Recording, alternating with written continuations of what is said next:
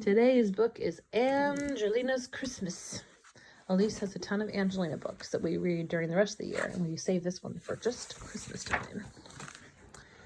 Okay, Christmas was coming, and everyone at Angelina's school was working hard to prepare for the Christmas show. Angelina and all the other children stayed after their lessons to rehearse and help decorate the hall. When Angelina left school, it was already dark outside. Large snowflakes were falling, and Angelina was so excited that she danced along the pavement.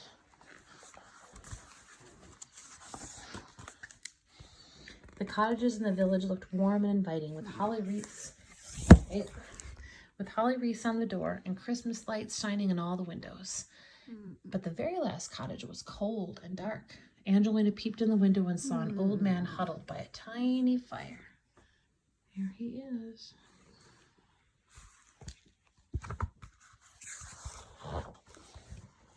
Angelina ran the rest of the way home and found her mother and little cousin Henry in the kitchen. She asked her mother about the man who lived all alone in the cottage. "Oh, that's Mr. Bell," her mother replied. "He used to be the village postman, but he's too old to work now."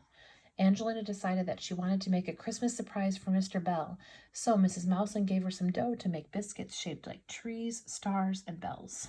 But actually, she was going to make a gingerbread, but Henry was going to do that, right? Oh, I'll see. Henry had a piece of dough, too, and he made a nice big Father Christmas biscuit. "Look," he said proudly, "I'm going to see Father Christmas tonight and give him this biscuit myself." "Father Christmas only comes very late after everyone has gone to bed," Angelina explained. "Why don't you leave your special biscuit out on a plate for him?" Henry started to cry. "No," he shouted, "I want to see Father Christmas." But he was just imagining. He can't actually do that. Yeah.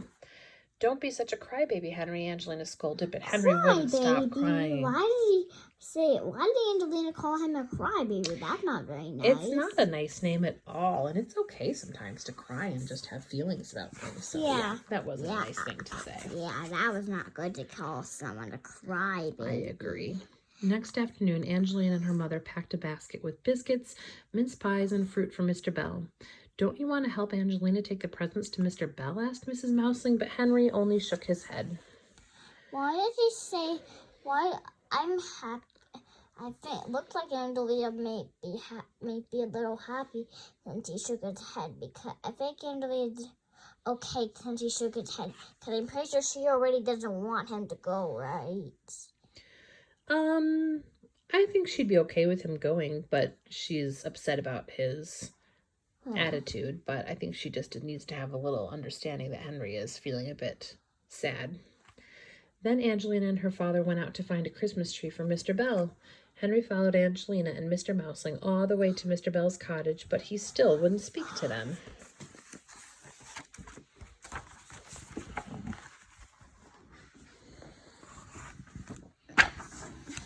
Honey, this is getting a little hard with you just moving all around. I want to be in front of you. Okay. The old postman was amazed and delighted to see his visitors. He invited Angelina and her father inside, and then he noticed Henry standing alone in the snow.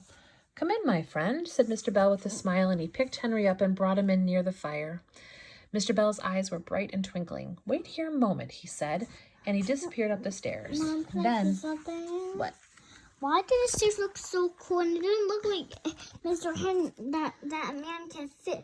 Because look upstairs. See, there's a bit over here, a big crack, and there's not enough room for him to go up. It's a good point. I can see why you think it looks that way, but actually it's kind of hard to tell. But up above here, behind this, like sort of on top of this wall, there's another level. So he's going to go up these stairs and kind of behind and up over here. So there's room.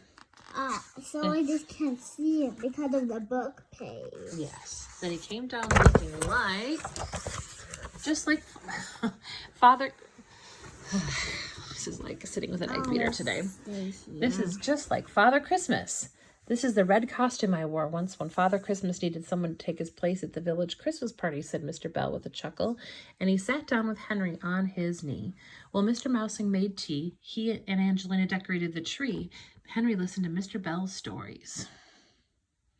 There he is on Mr. Bell's lap. I used to go out on my bicycle no matter what the weather was like to deliver presents to all the children in the countryside. One year, there was a terrible snowstorm and all the roads were covered with snow. I had to deliver the toys on a sled, and if I hadn't glimpsed the village lights blinking in the distance, I would have been lost out in the storm. Henry listened with wide eyes.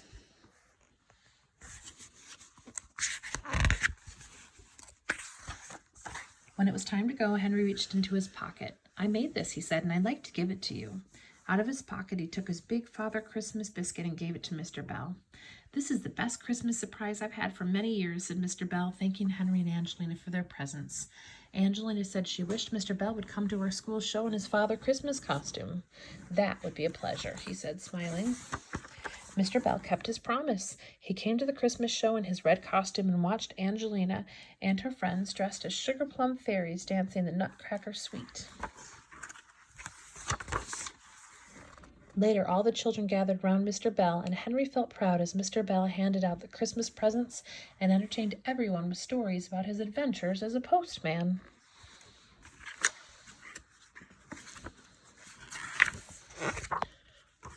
Come on, last page. There we go.